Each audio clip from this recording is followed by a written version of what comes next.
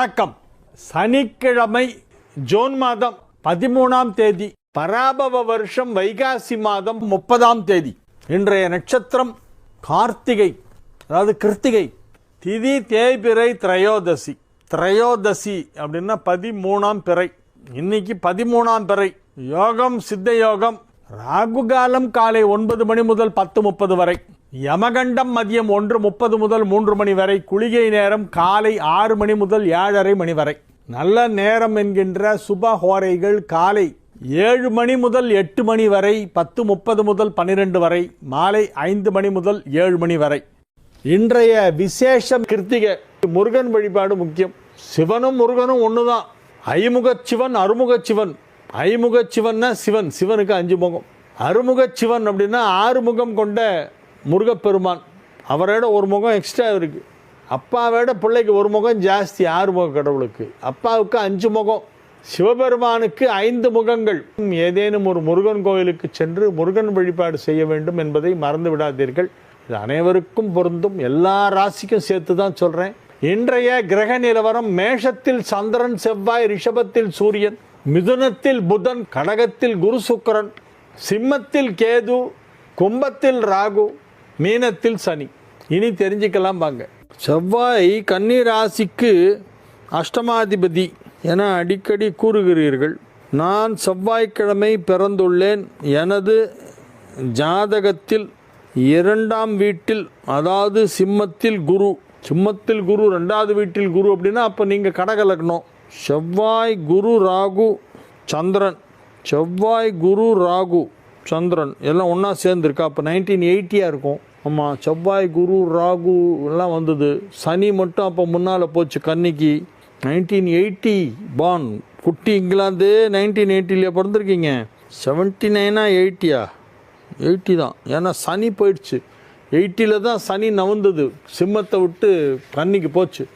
செவ்வாய் குரு ராகு சந்திரன் வக்ரம் பெற்றுள்ளது. இது சார் ராகு எப்படி சார் வக்ரம் பெறும்? செவ்வாய் குரு வக்ரம்னா ஓகே, ராகுக்கு வக்ரம்லாம் கிடையாது. செவ்வாய் குரு வக்ரம், சந்திரனுக்கும் வக்ரம் கிடையாது. பிறந்த குழந்தைகளுக்கு ஜாதகம் கணிக்கும் பொழுது தேதி, கிழமை, நட்சத்திரம் கேட்பது போல் ஊரையும் கேட்கிறார்களே. பிறந்த ஊர் அவசியமா? ராமாபுரம் லட்சுமி ஒடுக்கநாதன். ஆமாம், ஊருக்கு ஊர் சூரியோதயம் மாறும் இல்லை. பாம்பேயில் பிறக்கிற குழந்தைக்கும் கல்கட்டாவில் பிறக்கிற குழந்தைக்கும் 15 நிமிஷம் டிஃப்ரென்ஸ் வருமே சூரியோதயத்தில். அதனால் சூரிய உதயம் தேவை. எந்த ஊரில் குழந்தை பிறந்தது என்று நீங்கள் சொன்னால்தான் அந்த தேதியில், அந்த நேரத்தில், அன்று அந்த ஊரில் எத்தனை மணிக்கு சூரியோதயம், அன்று அந்த ஊரில் எத்தனை மணிக்கு சூரியோதயம், சூரியோதயத்திலிருந்து கணக்கிட்டால் இது எத்தனை நாழிகை கழித்து ஜனனமாக இருக்கிறது, உதயாதி நாழிகை இத்தனைக்கு ஜனனம் அப்படின்னு போடணும் இல்லையா? அதுக்காக விருத்தாச்சலம் சக்திவேல் ஒரு கதை சொல்கிறாரு, நல்லா இருக்கு. சமணர்களின் ஆதிக்கம் அதிகமாக இருந்தபோது அக்காலத்திலே அவர்களுக்கு பயந்து சிதம்பரம் நடராஜரை எடுத்து சென்று விட்டார்கள். கோவிலேருந்தே எடுத்துகிட்டு போயிட்டாங்களாம். போய் எங்கே வச்சாங்கன்னா குத்தாலம் அருகில் உள்ள வேணுவனத்தில் உள்ள புளிய மரத்தில் ஒளித்து வைக்கப்பட்டது. மீண்டும் சைவம் பெருகி அவர்களின் கை ஓங்கிய பிறகு சிலையை தேடினார்கள்.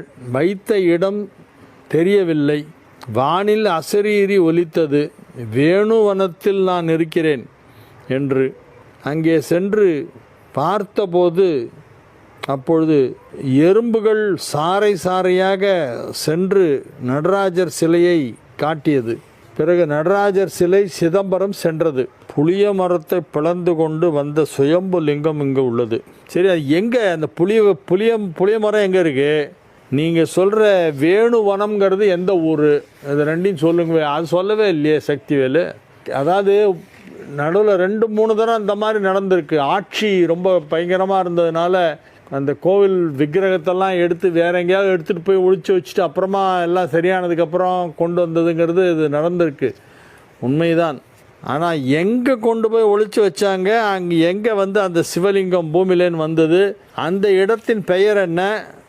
நீங்கள் வேணுவனத்தில் அப்படின்னு போட்டிருக்கீங்க. வேணுவனம்னாக்கா மூங்கில் காடுன்னு அர்த்தம். நிறைய இடத்துல இருக்குது. வேணுவனநாதர்னே பேர். திருநெல்வேலியில் நெல்லையப்பருக்கு பேர் வேணுவண்ணநாதர்னு ஒரு பேர் உண்டு. ஏன்னா அதுவும் வந்து மூங்கில் காடாக இருந்த இடம் தான் அது. அதனால் நீங்கள் சொல்லுகின்ற இந்த வேணுவனம்ங்கிறது எங்கே இருக்கிறது? குத்தாலம் அருகில் உள்ள வேணுவனத்தில்னு போட்டிருக்கீங்க. அது எந்த குற்றாலம்? குத்தாலம்னு கும்பகோணத்துக்கும் தஞ்சாவூருக்கும் நடுவில் ஒன்று இருக்குது. திருநெல்லை மாவட்டம் தென்காசி கிட்ட ஒரு குத்தாலம் இருக்குது. இதில் ரெண்டில் எந்த குத்தாலம் நீங்கள் சொல்கிறீங்க அப்படிங்கிறத அடுத்த கடிதத்தில் போடுங்க. சக்திவேல் விருதாச்சலம். ஹனுமத் ஜெயந்தி, நரசிம்ம ஜெயந்தி, கிருஷ்ண ஜெயந்தி போல வட இந்தியாவில் சனி பகவான் அவதரித்த வைகாசி மாத அமாவாசையை சனி ஜெயந்தியாக கொண்டாடுகிறார்கள். சனி பகவான் வைகாசி அமாவாசையில் தான் அவதரித்தாரா? தெரியல, நான் படித்ததில்ல, அந்த மாதிரி வரல. வைகாசி மாதத்து அமாவாசையை வடநாட்டில் சனி ஜெயந்தியாக கொண்டாடுகிறார்களாம். சனி பகவான் ஜெயந்தியாம்.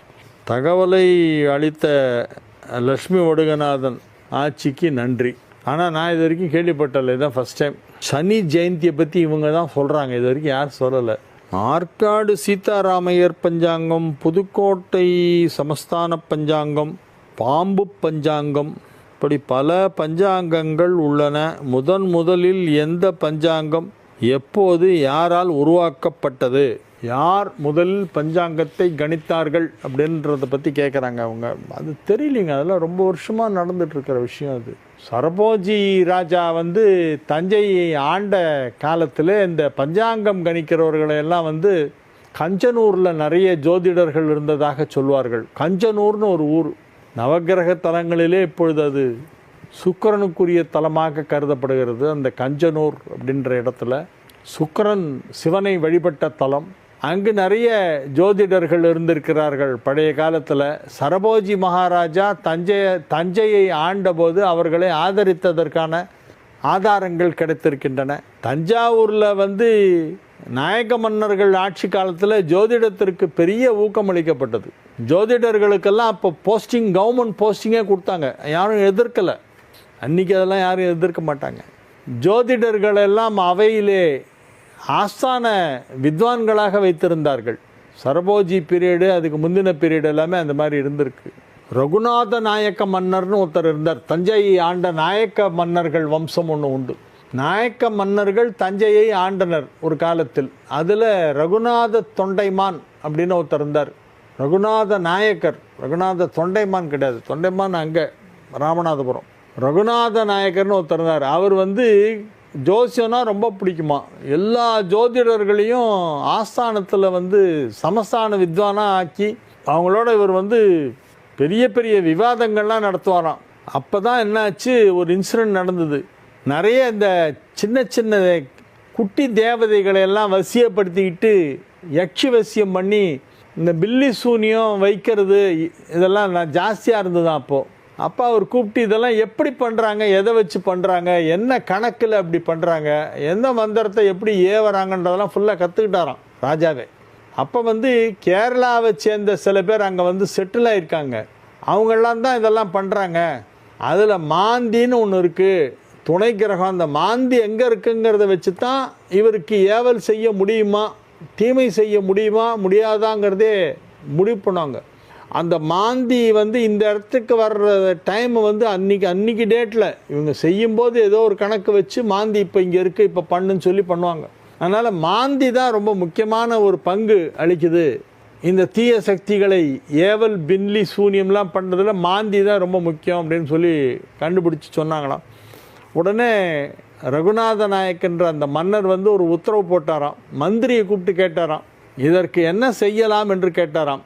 மாந்தியை குறிப்பிடக்கூடாது என்று உத்தரவிட வேண்டும் அரசாங்கம். ராஜா உத்தரவு போடுங்க, மாந்தியை மென்ஷன் பண்ணக்கூடாது, எங்கே இருக்குன்னே போடக்கூடாது. மாந்தியை போட்டால் தானே அதை வச்சு அவன் கண்டுபிடிக்கிறான், மாந்தியை சொல்லாதே, மறைச்சிரு அப்படின்னு சொல்லி அவர் சொல்லி அதுக்கப்புறம் அந்த உத்தரவு போட்டாங்க. அப்போ வந்து கோவிந்த தீட்சிதர் அப்படின்னு ஒரு பெரிய மேதை, எல்லா கலைகளும் தெரிஞ்சவர், பெரிய நாலேஜ் அந்த கோவிந்த தீட்சிதர். கோவிந்த தீட்சிதர் தான் முதலமைச்சராக இருந்திருக்கார். அந்த கோவிந்த தீட்சிதர்கிட்ட மன்னர் ரகுநாத நாயக்கர் விவாதம் செய்தபோது கோவிந்த தீட்சிதரின் அட்வைஸின் பேரில் மாந்தியை போடுறத விட்டுட்டாங்க. அதனால் தஞ்சை மாவட்டத்தில் பார்த்தீங்கன்னா ஜாதகத்தில் மாந்தி போடுற வழக்கமே இல்லாமல் போய்விட்டது. கேரளாவில் மாந்தி வச்சு தான் ஜோசியமே ஆரம்பிப்பான். மாந்தி இல்லாமல் எப்படி நான் ஜோசியம் சொல்கிறதுன்னு கேட்பாங்க கேரளாக்காரங்க. மாந்தியே போடாமல் இருக்கீங்களே எப்படி ஜோசியம் சொல்கிறதுன்னு கேட்பாங்க. அவங்க they give so much importance, too much of importance they give for மாந்தி. எந்த பஞ்சாங்கம் முதலில் வந்தது அப்படின்னு இவங்க கேட்டாங்க. இது எதுக்காக சொல்கிறேன்னா, இதெல்லாம் 300 வருஷத்து கதை. இதெல்லாமே நமக்கு இவ்வளோதான் கிடச்சிருக்கு. 300-400 வருஷத்துக்கு முன்னால் நடந்த விஷயங்கள். அதுக்கு முன்னால் ஆயிரக்கணக்கான ஆண்டுகளுக்கு முன்பிலிருந்தே இந்த பஞ்சாங்கம் கணிக்கும் தொழில் நடைபெற்று கொண்டு இருக்கிறது. அது ஒரு சயின்ஸ், அது அஸ்ட்ரானமியை நமது முன்னோர்கள் ரொம்ப தீவிரமாக ஆராய்ஞ்சிருக்காங்க. குறிப்பிட்ட தேதியிலே குறிப்பிட்ட நேரத்தில் சிவலிங்கத்தின் நெற்றியிலே வெளிச்சம் படும். அந்த மாதிரி ஒரு 10 கோயில் இருக்குது. அது எவ்வளோ கேல்குலேஷன் போட்டிருந்தா பூமியுடைய சைஸு, அந்த கோவில் கட்டுற இடத்துடைய லேட்டிடியூடு, அதோடைய ஹைட்டு, சூரியன் வரும்பொழுது அது எத்தனை டிகிரியில் வந்தால் அங்கேருந்து அந்த சூரிய ஒளி அந்த கோபுரத்தில் இருக்கிற ஓட்டை வழியாக நெத்தியில் வேணும்னா அவன் எவ்வளோ பெரிய சயின்டிஸ்டாக இருக்கணும். அதை கட்டினவன் எவ்வளோ பெரிய சயின்டிஸ்ட்டு நம்ம முன்னோர்கள். அதனால் வெறும் பஞ்சாங்கம் கணிக்கிறது மட்டும் இல்லைங்க, வானவியல் சாஸ்திரத்திலே நமது முன்னோர்கள் புலி. மேஷ ராசிக்கு இன்றைய நாள் மிக மிக மிக சிறப்பான அற்புதமான, ஓஹோஹோன்னு புகழ்ந்து கொண்டே போகலாம், அவ்வளோ சிறப்பான நல்ல நாள். சந்திரனும் செவ்வாயும் ராசியிலே இணைந்திருக்கின்றன. ராசிக்கு 4ஆம் இடத்திலே குரு உச்சம். சந்திரமங்கள யோகம் ஏற்பட்டிருக்கிறது, குருமங்கள யோகம் ஏற்பட்டிருக்கிறது, குருச்சந்திர யோகம் ஏற்பட்டிருக்கிறது, கஜகேசரி யோகம் ஏற்பட்டிருக்கிறது. இவ்வாறு பட்டியலிட்டு கொண்டே போகலாம், அடுக்கி கொண்டே போகலாம். ஒரு யோகம் 2 யோகம் இல்லை, நிறைய யோகம். அதனால் ஏதோ பெருசாக நல்லது நடக்க போகுது, பெரிய அளவில் ஏதோ நன்மை நடைபெறப் போகிறது என்பதிலே எந்தவித மாற்று கருத்தும் எனக்கு கிடையாது. நீங்கள் என்ன முயற்சி செய்கிறீர்கள் என்பதை பொறுத்து தான் அது. டைம் நல்லா இருக்குது அப்படின்னா அன்றைக்கி தான் ஜாஸ்தி முயற்சி பண்ணணும், அன்றைக்கி படுத்து தூங்கக்கூடாது. இன்றைக்கி ரொம்ப நல்லா இருக்குது, ரொம்ப ரொம்ப நல்லா இருக்குது, மிகவும் நன்றாக இருக்கிறது, மிகச்சிறப்பாக இருக்கிறது, அற்புதமாக இருக்கிறது. எனவே இந்த நாள் நல்ல நாள். வியாபாரம் வளர்ச்சி அடையும், பொருளாதாரத்தில் முன்னேற்றம் ஏற்படும், குடும்பத்தில் அமைதி நிலவும், குடும்பத்தில் சுப நிகழ்ச்சி நடைபெறும், உங்கள் ஆரோக்கியத்தில் நல்ல முன்னேற்றம் ஏற்படும். மேஷராசி அன்பர்களே, ஆரோக்கியம் திடமாக இருக்க போகிறது, அசைக்க முடியாது உங்களை யாராலையும். மிக சிறப்பான நன்மைகள் எல்லாம் நடைபெறுகின்ற நல்ல நாளாக இந்த நாள் விளங்கும். எனவே இது ஒரு மகிழ்ச்சியான நாள். ரிஷப ராசிக்கு இன்றைய தினம் பெரிய பெரிய செலவுகளெல்லாம் வரும். அது எல்லாமே நல்ல செலவாக தான் இருக்கும். நல்ல விஷயங்கள் குடும்பத்தில் நடந்தால் நல்ல செலவு தானே வரும். இப்போ உங்கள் குடும்பத்தில் யாருக்கோ கல்யாணம் நீங்கள் தான் நடத்தணும், அப்போ பெரிய செலவு தானே அது. மண்டபத்துக்கே இன்றைக்கி செவரல் லேக்ஸ் கேட்குறாங்க. மண்டப வாடகையே ஒரு நாளைக்கு பல லட்சத்தில் வருது. அதனால் பெரிய பெரிய செலவுகளெல்லாம் ஏற்பட போகின்றன. உங்கள் குடும்பத்தில் யாருக்கோ திருமணம் அல்லது குடும்பத்தில் சுப நிகழ்ச்சி நடைபெறப் போகிறது, அல்லது உங்கள் வீட்டு பிள்ளையை படிக்க வைப்பதற்காக ஒரு பெரிய தொகையை எடுத்து ஃபீஸ் கட்டுவீர்கள். அதுவும் நல்ல செலவு தானே. கல்வி செல்வம் கொடுக்குறோம் இல்லையா, தந்தை மகற்காற்றும் உதவி அவையத்து முந்தி இருப்ப செயல். எனவே அதையும் செய்ய வேண்டும். எனவே இது ஒரு மிக சிறப்பான நன்மைகள் நடைபெறக்கூடிய நல்ல நாள். செலவுகள் ஏற்பட்டாலும் அது நல்ல செலவாகத்தான் இருக்கும். நடைபெறும் எல்லா விஷயங்களுமே நல்ல விஷயங்களாக இருக்கும். மகிழ்ச்சியான நிகழ்ச்சிகளிலே கலந்து கொள்வீர்கள். உங்கள் வாழ்க்கை தரம் உயரும். நீண்ட நாட்களாக நீங்கள் ஒரு கடமையை முடிக்க வேண்டும் என நினைத்து கொண்டிருப்பீர்கள், அது இப்பொழுது முடிந்துவிடும். அந்த கடமையை ஆற்றுவதற்கு, அதை செய்வதற்கு உங்களுக்கு இறைவன் வழிவகுப்பான். You will discharge your duties without any problem or obstacle. மிக சிறப்பான நன்மைகள் நடைபெறும் நல்ல நாள். மிதுன ராசிக்கு இது ஒரு மிக மிக அற்புதமான நன்மைகளெல்லாம் நடைபெறக்கூடிய நல்ல நாளாக விளங்குகிறது. ராசிக்கு 11ஆம் இடத்திலே 2-11 கூடையவர்கள் தன லாபாதிபதி சேர்க்கை ஏற்பட்டிருப்பதால் பணம் மழை மாதிரி கொட்டும். பணம் வந்துக்கிட்டே இருக்கும். இன்றைக்கி எங்கே கேட்டாலும் பணம் கொடுப்பாங்க. வியாபாரத்தை வளர்ப்பதற்கு வாய்ப்பு இருக்கிறது. வியாபாரத்தை இப்பொழுது பெருக்குவீர்கள். வியாபாரம் பெருகும், வளர்ச்சி அடையும், விரிவடையும். அந்த எக்ஸ்பேன்ஷன் பண்ணோன்னா நிறைய பணம் தேவைப்படும். அந்த பணம் இப்போ கிடைக்கும். தொழிலை விரிவுபடுத்துவதற்கு பணம் தேவையில்லவா, அந்த பணம் இப்பொழுது கிடைக்கும். எனவே இது ஒரு நல்ல நாள். கடக ராசி அன்பர்கள் இன்று மிகுந்த மகிழ்ச்சியுடன் இருப்பார்கள். ராசியிலே குரு உச்சமடைந்திருக்கிறது. ராசி அதிபதியான சந்திரன் 10ஆம் இடமான மேஷத்திலே 10 குடைவனோடு இணைந்து மிக சிறப்பான சந்திரமங்கள யோகம், கஜகேசரி யோகம், குருமங்கள யோகம், குருச்சந்திர யோகம், என ஏராளமான யோகங்களை ஏற்படுத்தி உங்களை திக்குமுக்காட செய்ய போகிறது. எந்த பக்கம் திரும்பினாலும் நல்லது நடக்கும். எங்கே போனாலும் எல்லாமே சக்ஸஸ். ரொம்ப சுலபமாக வெற்றி பெறுவீர்கள். கடினமான வேலைகளை சுலபமாக செய்யக்கூடிய அளவுக்கு நாள் நல்லா இருக்கு. எந்த ஒரு செயலில் இறங்கினாலும் அதை முழுமையாக செய்து முடித்து விட்டு தான் திரும்புவீர்கள். அறகுறையாக பண்ணுறதுங்கிற பேச்சே கிடையாது. கடகராசி இன்னைக்கு எடுத்த காரியம் சக்ஸஸ். என்ன பண்ணாலும் ஜெயம், வெற்றி வெற்றி வெற்றி. எனவே இது ஒரு மிக சிறப்பான நன்மைகள் நடைபெறக்கூடிய நல்ல நாளாக கடகராசிக்கு விளங்குகிறது. மிகவும் மகிழ்ச்சியான நாள். கிரகங்களெல்லாம் ஓகோன்னு இருக்குது, கையிலே பிடிக்க முடியாது. என்ன இவ்வளோ பெரிய ஒரு யோகமா, இவ்வளவு சிறப்பான கிரக நிலவரமா? இதெல்லாம் எப்பாவது தான் வரும், அடிக்கடி வரக்கூடிய கிரக யோகங்கள் அல்ல. ராசியிலே குரு உச்சம், 10ஆம் இடத்திலே செவ்வாய் சந்திரன், 10ஆம் இடத்திலே செவ்வாய் ஆட்சி, 10 குடைவன் 10ல் ஆட்சி பெற்று சந்திரனோடு இணைந்திருக்கிறது. எனவே இந்த குருமங்கள யோகம், குருச்சந்திர யோகம், சந்திரமங்கள யோகம், கஜகேசரி யோகம் என ஏராளமான யோகங்கள் ஏற்பட்டிருப்பதால் நிச்சயமாக இது ஒரு பெரிய லக்கி டே லக்கி டே லக்கி டே. சூப்பர் சூப்பர் கடகம். சிம்ம ராசிக்கு இன்றைய நாள் நல்ல நாள். மகிழ்ச்சியான நல்ல நிகழ்ச்சியிலே கலந்து கொள்வீர்கள். மாணவர்கள் அற்புதமாக படிப்பார்கள். கல்வியிலே நல்ல ஆர்வம் ஏற்படும். கல்வி முன்னேற்றம் நன்றாக இருக்கும். மேற்கல்வி படிப்பதற்கான சூழ்நிலை உருவாகும். மேலே படிக்கணும்னு விரும்பினீங்கன்னா அதுக்கான சீட் கிடைக்கும், அட்மிஷன் கிடைக்கும். மகிழ்ச்சியான நல்ல நிகழ்ச்சிகளிலே கலந்து கொள்ளக்கூடிய ஒரு வாய்ப்பு இன்று ஏற்படும். கன்னி ராசிக்கு இன்றைய தினம் சந்திராஷ்டமம். எனவே புதிய முயற்சிகளில் இறங்க வேண்டாம், அமைதியாக இருக்க வேண்டும், பேசாதீங்க. நாளைக்கு காலையில் 7-12 வரைக்கும் இருக்குது சந்திராஷ்டமம். இன்று முழுவதும் இருக்கிறது, நாளை அதிகாலை முடிந்து விடுகிறது. எனவே கன்னி ராசி அன்பர்கள் மிகுந்த கவனத்துடன் இருக்க வேண்டும். பண விஷயத்தில் கேர்ஃபுல்லாக இருங்க. யாராவது ஏமாற்றி வாங்கி போயிடுவாங்க, இல்லாத கதையெல்லாம் சொல்லுவாங்க. ஆனை வருது, பூனை வருது, அது வருது, இது வருது, நான் அப்படி பண்ணிவிடுவேன், இப்படி பண்ணிவிடுவேன் அப்படிலாம் சொல்லி காசு வாங்கிட்டு போயிடுவாங்க. கடைசியில் பார்த்தா எல்லாமே புஷ்ஷுன்னு போயிடும், ஒன்றுமே இருக்காது. அப்படி எதுவுமே இல்லை, அப்படி ஒரு இன்சிடெண்ட்டே இல்லை. இல்லாத ஒன்றை சொல்லி பணம் வாங்கிடுவாங்க. ஜாகிரதையாக இருங்க. துலா ராசிக்கு இன்றைய நாள் நன்மைகள் நடைபெறக்கூடிய நல்ல நாள். 7-10 குடையவர்கள் 7ஆம் இடத்தில் இணைந்ததால் இப்பொழுது அசையா சொத்து வாங்கும் வாய்ப்பு இருக்கிறது. திருமணமாகாத துலா ராசியினருக்கு திருமணம் நிச்சயிக்கப்படுவதற்கான வாய்ப்பு வலுவாக காணப்படுகிறது. கல்வி பயிலும் மாணவ மாணவியர் கல்வியிலே மிக சிறப்பான முன்னேற்றத்தை இப்பொழுது எதிர்பார்க்கலாம். 9 குடைவன் 9ஆம் இடத்தில் ஆட்சி, 7 குடைவன் 7ஆம் இடத்தில் ஆட்சி. எனவே நன்மைகள் அதிக அளவில் நடைபெறும். துலா ராசிக்கு இது ஒரு நல்ல நாள். சந்தோஷமாக இருப்பீங்க. மிகச்சிறப்பான நல்ல நாள். விருச்சிக ராசிக்கு இன்றைய தினம் மிக மிக சிறப்பான நன்மைகள் எல்லாம் நடைபெறப் போகும் நல்ல நாளாக விளங்குகிறது. ராசி அதிபதியும் 9 குடைவனும் ஒன்றாக இணைந்து நன்மை செய்கின்றன. ராசி அதிபதியும் 9 குடைவனும் இணைந்தால் அது ஒரு பெரிய யோகம். மறைவு ஸ்தானத்தில் இணைந்திருக்கின்றன. 6ஆம் இடத்தில் ராசி அதிபதியும் 9 குடைவனும் இணைந்திருப்பதால் யோகம் உண்டு. ஆனால் கொஞ்சம் கம்மியாக வரும். அள்ளி கொடுக்கறதுக்கு பதிலாக கிள்ளி கொடுப்பாங்க, அதுவும் யோகம்தான். எனவே இன்றைய நாள் நல்ல நாள். தனுசு ராசிக்கு இன்றைய தினம் மிக சிறப்பான நன்மைகளெல்லாம் நடைபெறும். ராசி அதிபதி ராசிக்கு 8ஆம் இடத்திலே உச்சமடைந்திருக்கின்ற அற்புதமான நாள். 6 குடைவன் 8ஆம் இடம் சென்று மறைவு பெற்றதால் விபரீத ராஜயோகம் என்கின்ற ராஜயோகம் இன்றைய தினம் ஏற்படுகிறது. 5ஆம் இடத்திலே 5 குடைவன் ஆட்சி பலம் பெற்றதால் பதவிகள் கிடைக்கும். பதவி உயர்வு உங்கள் அலுவலகத்திலே உங்களுக்கு வழங்கப்படும். வேற ஒருத்தருக்கு அதை கொடுக்கறதா இருப்பாங்க.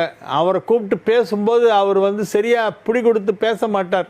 மேலதிகாரிகளையெல்லாம் ஒரு மாதிரி தெனாவட்டா கிண்டல் பண்ணிவிடுவார். ஆமாம், இத்தனை வருஷம் கொடுக்கல, இன்னும் 2 வருஷத்தில் ரிட்டையர் ஆக போகிறேன், இப்போ தான் கொடுக்குறீங்களாக்கும் ப்ரமோஷன்னு அப்படின்னு. அவங்க கடுப்பாயிடுவாங்க. ஏன்னா அவனை கூப்பிட்டு மரியாதை கொடுத்து ப்ரமோஷன் கொடுக்கலான்னு சொன்னால் இவன் ரஃபாக பேசுகிறான் அப்படின்ட்டு, சரி நீங்கள் வாங்க சார் அப்புறம் பார்க்கலாம் சார் அப்படி சொல்லி அனுப்பிட்டு அந்த ப்ரமோஷனை உங்களுக்கு கொடுத்துருவாங்க. உங்களுக்கு திடீர்னு எதிர்பாராமல் உங்களை கூப்பிட்டு ப்ரமோஷன் தான் அப்படி அப்படிம்பாங்க. எனவே தனுசு ராசிக்கு எதிர்பாராத விதமாக சில பதவி உயர்வுகள் கிடைக்க வாய்ப்பு இருக்கிறது. பதவி உயர்விலே அன்எக்ஸ்பெக்டட், எதிர்பாராத பதவி உயர்வு கிடைக்கும். எனவே இது ஒரு மிக சிறப்பான நாள். மகர ராசி அன்பர்கள் இன்று மகிழ்ச்சியாக இருப்பார்கள். ராசிக்கு 7ஆம் இடத்திலே குருவும் சுக்கிரனும் ஒன்றாக இணைந்திருக்கின்றன. 7ஆம் இடத்திலே குரு உச்சம் பெற்று இருக்கிறது. உச்சம் பெற்ற குரு ராசியை பார்க்கிறது. எனவே நன்மைகள் அதிக அளவிலே நடைபெறக்கூடிய நல்ல நாள். 9ஆம் பார்வையாக ராசி அதிபதியை பார்க்கிறது. 7ஆம் பார்வையாக ராசியை பார்க்கிறது. எனவே அதிக அதிக அதிக நன்மைகள், பெரிய பெரிய நன்மைகள் எல்லாம் நடைபெற போகின்றன. நீங்கள் ராஜாவாகி விடுவீர்கள். உங்கள் தொழிலில் நீங்கள் தான் ராஜா. நீங்கள் வச்சது தான் சட்டம். நீங்கள் என்ன ப்ரைஸ் ஃபிக்ஸ் பண்ணாலும் அது சேல் ஆகும். உங்களுடைய தொழில் சர்வீஸ் ஓரியன்டாக இருந்தால் அதில் உங்களை எல்லாரும் புகழ்வார்கள். மிக சிறப்பான நன்மைகள் நடைபெறக்கூடிய நல்ல நாளாக விளங்குகிறது. உத்தியோகம், தொழில் மிக சிறப்பாக இருக்கும். பொருளாதாரத்திலே பெரிய வளர்ச்சி ஏற்படும். தனஸ்தானாதிபதியை குரு பார்க்கிறது. தனஸ்தானாதிபதினா 2 குடைவன். 2 குடைவன் யார்? சனி தான். ராசி அதிபதியும் சனி, 2 குடைவனும் சனி. அந்த சனி இப்போ 3ல் இருக்குது. கடகத்திலேருந்து 9ஆம் பார்வையாக குரு பார்த்துட்ருக்கு. எனவே 2 குடைவனை குரு பார்ப்பதால் பொருளாதாரத்தில் நல்ல முன்னேற்றம், நன்மைகள் அதிக அளவிலே நடைபெறக்கூடிய நல்ல நாளாக மகரத்திற்கு இன்றைய நாள் விளங்குகிறது. கும்ப ராசி அன்பர்கள் இன்று மிகுந்த மகிழ்ச்சியுடன் இருப்பார்கள், ஆரோக்கியமாக இருப்பார்கள், சுறுசுறுப்பாக இயங்குவார்கள். குடும்பத்தில் ஏதேனும் சுப நிகழ்ச்சி நடைபெறுவதற்கு வாய்ப்பு இருக்கிறது. வியாபார வளர்ச்சி நன்றாக இருக்கும். வியாபாரத்தில் நல்ல முன்னேற்றம் ஏற்படும். வழக்கம்போல் உங்களுடைய வியாபாரம் சுறுசுறுப்பாக நடைபெற்று கொண்டிருக்கும். பெயர், புகழ், செல்வாக்கு சற்று அதிகமாக கிடைக்கக்கூடிய வாய்ப்பு இருக்கிறது. வாக்குஸ்தானமாகிய 2ஆம் இடத்தை குரு பார்ப்பதால் உங்கள் செல்வாக்கு அதிகரிக்கும். எனவே நன்மைகள் அதிக அளவில் நடைபெறுகின்ற நல்ல நாளாக கும்பராசிக்கு இன்றைய நாள் விளங்கும். மீன ராசி அன்பர்கள் இன்று மிகுந்த மகிழ்ச்சியுடன் காணப்படுவார்கள். 5 குடைவனும் 9 குடைவனும் 2ஆம் இடத்தில் இணைந்ததால் யோகம். 5 குடைவன் மீனராசிக்கு 5th லார்ட் யாரு? சந்திரன். 9 குடைவன் 9th லார்ட் யாரு? மீனத்துக்கு 9ஆம் வீடு விருச்சிகம், அதற்கு அதிபதி செவ்வாய். 9 குடைவன் செவ்வாய், பாக்யாதிபதி செவ்வாய், 9th லார்ட் செவ்வாய், 5th லார்ட் சந்திரன். அந்த செவ்வாய் சந்திரன் both of them are combined at one place in the second house. சந்திரனும் செவ்வாயும் ஒன்றாக இணைந்து விட்டன 2ஆம் இடத்தில். இது ஒரு பெரிய யோகம். தனஸ்தானத்திலே 2 திரிகோணாதிபதிகள் இணைப்பு என்பதால் தன லாபம் எவ்வளவு பெரியதாக இருக்கும் என்று கற்பனை கூட செய்து பார்க்க முடியாது. பெரிய பெரிய தொகை உங்கள் வாழ்க்கையில் நீங்கள் பார்க்கும் நேரம் இப்பொழுது வந்திருக்கிறது. பெரிய தொகையாக இருக்கும். எத்தனை சைஃபர்னு உட்காந்து எண்ணணும், விரல வச்சுட்டு எண்ணினாதான் தெரியும் அவ்வளோ சைஃபர். எனவே இது ஒரு நல்ல நேரம், நல்ல நாள். லைஃபே செட்டில் ஆகிடும். Once for all life settle ஆகிடும். ராசி அதிபதி 5ஆம் இடத்தில் உச்சம் பெற்றிருப்பதால் உங்கள் வாழ்க்கையில் கிடைக்க வேண்டிய எல்லா நன்மைகளும் உங்களுக்கு இப்பொழுது கிடைக்கும். வாழிய செந்தமிழ், வாழ்க நற்றமிழர், வாழிய பாரத மணித்திருநாடு. வந்தே மாதரம், வந்தே மாதரம், வந்தே மாதரம். மீண்டும் நாளை நிகழ்ச்சியிலே உங்களை சந்திக்கும் வரை உங்களிடமிருந்து விடைபெற்றுக் கொள்வது உங்கள் வழிகாட்டி ஜோதிடர் கலைமாமணி ஹரிகேச நல்லூர் வெங்கட்.